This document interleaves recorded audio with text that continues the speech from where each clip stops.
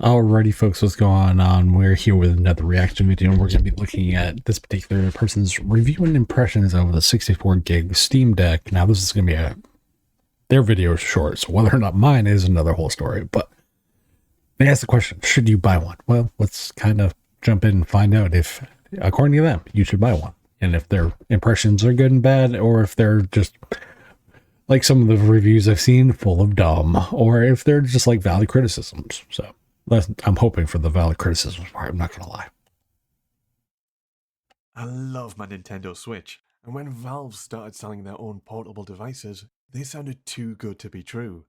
350 quid to run and play the latest PC games. Elden Ring, Final Fantasy VII, Doom Eternal. And it's a portable handheld machine too. That is insane. That is crazy. This is an awesome bit of kit for existing PC players who don't always want to be chained to their desks. I really like that you can play a game on the go, your game saves will automatically upload to Steam, and then download on your PC. So you can continue where you left off at your desk. But this is also a gateway drug to the world of PC gaming for new players. I've recently been playing Persona 3 Portable every night in bed, and I just can't put this thing down. And I've missed out on so much sleep.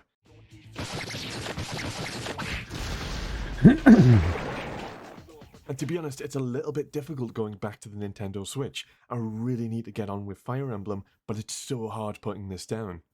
So I picked up the cheapest option for the Steam Deck. Okay. For an extra £100 or £200, I could have upgraded to an anti-glare screen, a solid...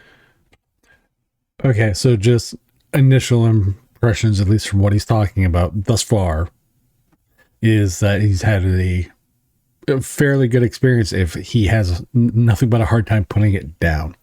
And I'm curious to see what he's going to say about this in comparison to the Switch, because usually when those comparisons come in, it's usually it makes me cringe, not gonna lie. So let's see what you got to say on that one. Solid state drive and even more storage space. You better be worth the money, every last gear. But I'm completely happy with the performance and load times in this cheaper model.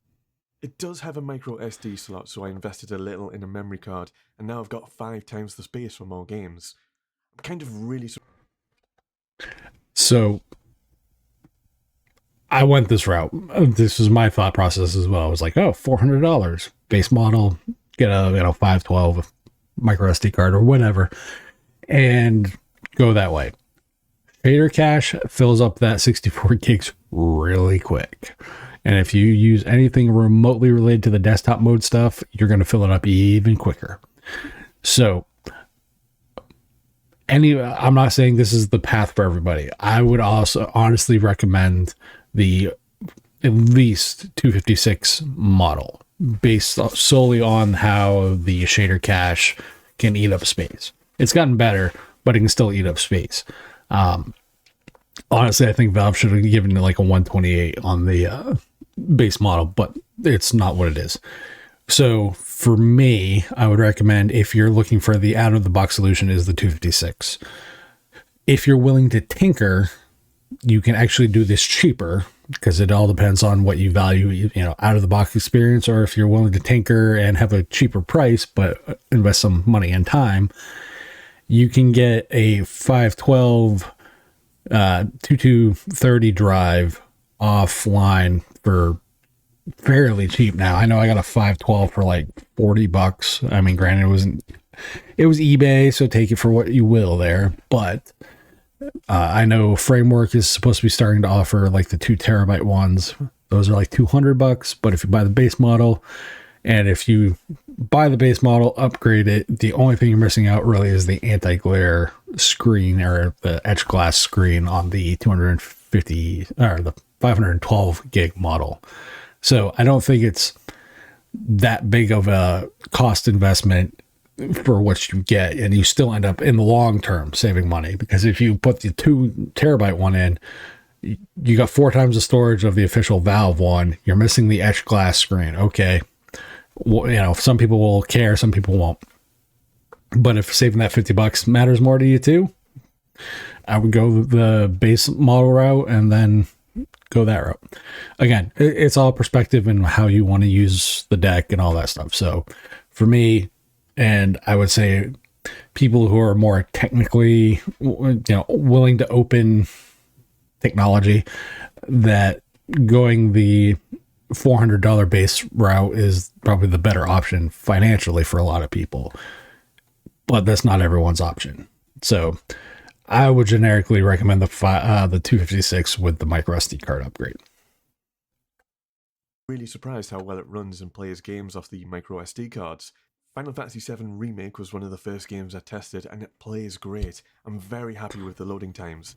The direct footage I'm showing is the Steam Deck hooked up to a capture card with all the stats at the top. It's lower resolution, but it is designed for a much smaller screen. Hey, I'm trying to grow the channel. My goal is to reach 1,000 subs, so any support would be greatly appreciated. Thanks.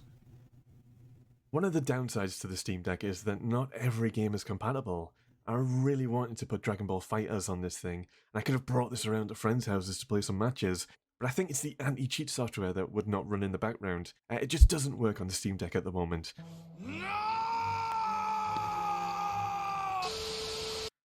You can So I'm going to let you finish before I even say anything.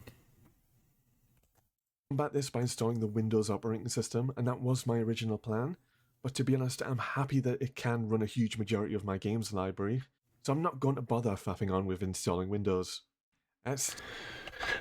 Okay, so there's generically going to be two ways as far as the EAC stuff. Some will support it.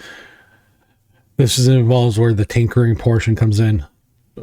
Go into your settings, and I don't have my deck readily available with me, but it's under settings. It should be under Proton or compatibility. I believe it's under compatibility. And go to Proton Experimental, because that's generically where a lot of the faster moving stuff is put into Proton. So sometimes games that don't generically work or are unsupported will actually work. The verification process needs some work, I'm not going to lie. However, I have a ton of unsupported games that play perfectly fine on the deck. So it's all a matter of whether or not you're willing to experiment and try those games. Do keep that in mind. So as far as installing Windows, I'm viewing the deck as an appliance, so I tend to not even remotely think about that. Then again, I dropped Windows fully about 6 months ago, so I have no Windows systems. I don't dual boot anything. I don't do any of that anymore. I am strictly a Linux dude. So for me, Windows is an option. For other people, it's not for me. So, to each their own with that regard. If you want to install Windows in your deck, just note that you're going to lose certain things, but you gain certain things. Steam does a pretty good job of letting you know how compatible games are with the deck. And if you check out ProtonDB, there's a database of all the games with people's recommendations and workarounds to get some of the incompatible games working. I had to install a little mod to get Final Fantasy XIV working, but it's kind of mind-blowing having a MMO world in your hands. Something that really surprised me are the controls on this thing. So before I talk about controls, I should say I was one of the people that picked up the Steam controller, and I was in the controversial camp with that. I just couldn't gel with the Steam controller. Because of that, I kind of had low expectations with... I'm indifferent on the Steam controller. I also find that the Atari VCS modern controller is actually fairly good. Steam controller was good for certain games, I found. Like RTSs and that kind of stuff. I'm just saying for my personal use, because I have an unopened one up here and I have one in the background there. RTSs and like strategy games, like Civ style games, 4X games, and that kind of stuff were really good with the Steam controller. I couldn't personally, for me, get into like action-based games with the Steam controller. I know some people could. For some reason, it just didn't click with me in those games, but RTS and those kind of games totally did. So I totally be the first one to admit that the Steam controller is not for everybody, or was not for everybody. with the Steam Deck's controls going into this. But honestly, this feels great. The buttons are solid, the analog sticks feel premium, and the shoulder triggers are great. There's touchpads and some extra back panels, but they're completely optional and I don't really make use of Hmm. them. If your arms get tired, you can put the deck down and effortlessly connect a Bluetooth controller. To be fair, it is quite a bit heavier than the Nintendo Switch, so my preferred way to play is with my PS5 controller. The speakers are worth a mention too. They're pretty freaking good quality, but I've also So as far as the controller stuff, I've played it with the VCS controller. I've played it with PS4 controller. I have not done the DualSense yet. I've even played it with, ironically, the Nintendo Switch Joy Cons and the controller module there. So yeah, the thing that I honestly love about the deck the most is, as it relates to the ecosystem, is you can bring what you have to it. So if all I had was, a VCS controller, I can bring that. As long as it's Bluetooth, I can hook it up and it works. That ecosystem that they're tying into is massive by the fact that it's open. And that's what I love about it. It's not like, what you'd get with like a Sony and all the other stuff that we get from, Nintendo. It's like, oh, this is an unofficially licensed product, blah, blah, blah. And, shit costs 4 times as much as it needs to. Though I will say, the Steam Deck dock is massively overpriced for what it is. You, honestly, I would recommend getting the JSOC dock, which is, I believe, $40, $50, as opposed to the Valve one, which is like 90. So just my take on that one. But the controllers, as far as overall controls of the deck itself, yeah, I have no problems with it. Then again, I actually like the Wii U gamepad, so I'm kind of the odd one out with that. So that's what the Steam Deck controller-wise reminds me of, except for maybe the trackpad placement. The back buttons, people complain about. I've heard plenty of people complain about them. Some people love them, some people hate them. I've honestly found them that they're great for certain games. They're great for, like, if you do manual shifting in driving games. They're fantastic for that. So it depends what you find them useful for. Kind of like the Steam controller. also enjoyed connecting my Bluetooth earphones for when you want to blast the music, like when you're playing Persona, Final Fantasy, Devil May Cry, or if you just need a bit more privacy.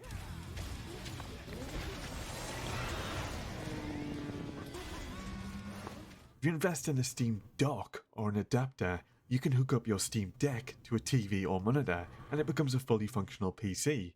It's been brilliant playing on a big TV, and I've totally used this to watch Netflix or anime too. The official Steam dock is quite expensive. I went with a cheaper alternative on Amazon, which does the job.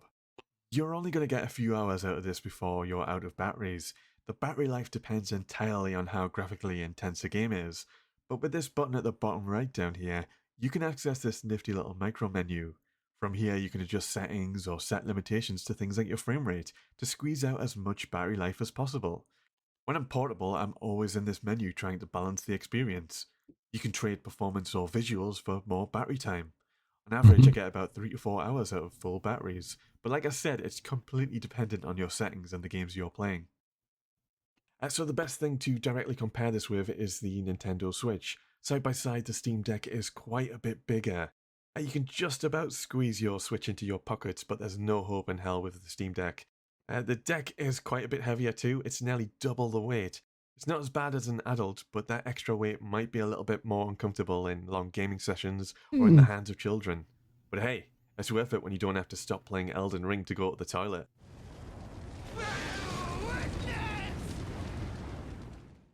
Overall, I love my Steam Deck. The cheapest model, the £350 one with a micro SD card, is more than good enough for me.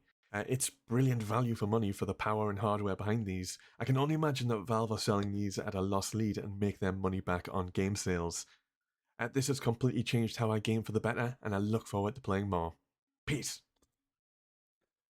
So I got no problems with basically anything he's talked about, because I'm just saying how I'm seeing what he's presenting anyway. He's doing it more in that Switch console mentality.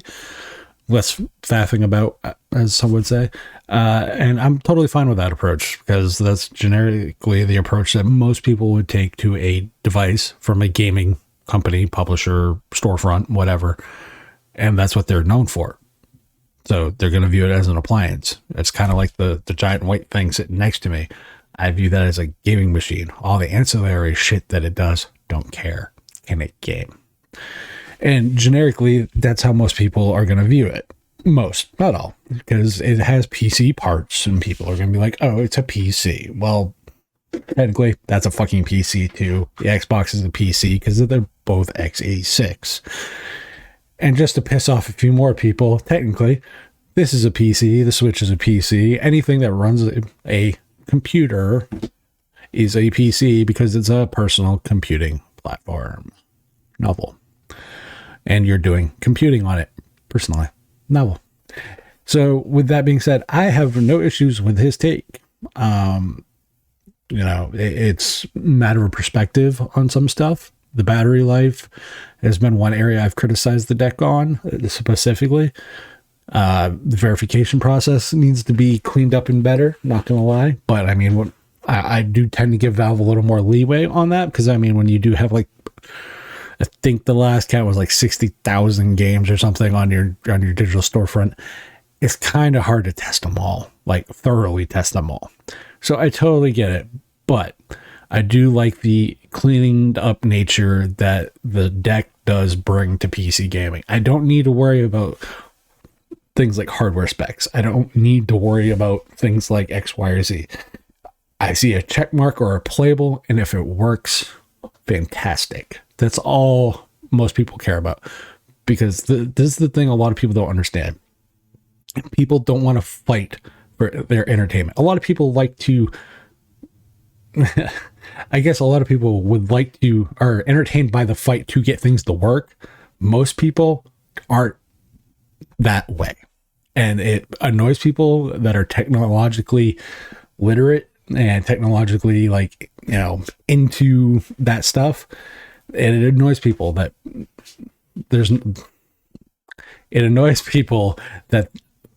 others are not of that ilk and that mind frame, because you might like to fight to get your entertainment and you're entertained by the fight. Not everybody else is. So that's kind of my take. So I can appreciate his approach as far as the Switch comparisons.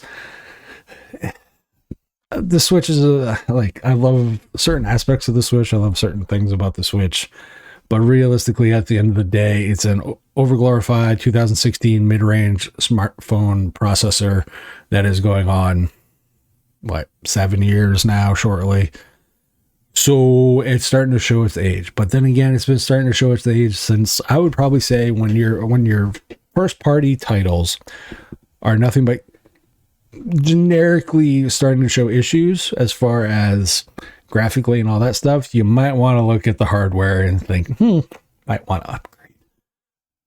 The Xenoblade Chronicles 3, as much as I love it, there's those micro stutters in the cutscenes. The Pokemon games that have come out don't even, do I need to say anything more than that? So there's some issues there that need to be hammered out, and it's long in the tooth. So the deck to me is essentially the PlayStation Vita 2 that we never got, made by a third company that actually gives a shit and was actually willing to promote it and work on it, unlike the company that gave up on the original Vita. So this to me is the kick in the ass that companies like Nintendo and other OEMs needed. And this brings that very niche kind of handheld PC gaming that we've seen with things like the GPD wins and, the iNeos and the 1X players, more to a massive market scale. Because those other products have been around for a while. Yes, they have. But guess what?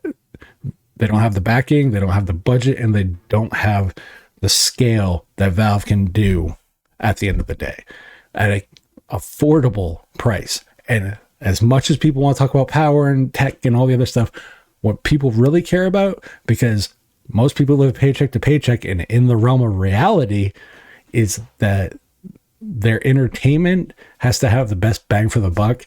And in comparison to anything across the board right now, best bang for the buck is the Steam Deck, be it console, PC, or anything else. So, with that, let me know what you guys' take is. Am I right? Am I wrong? Well, whatever. It wouldn't be the first time I've had an argument on the internet. So other than that, I'll catch you guys on the next one. Peace.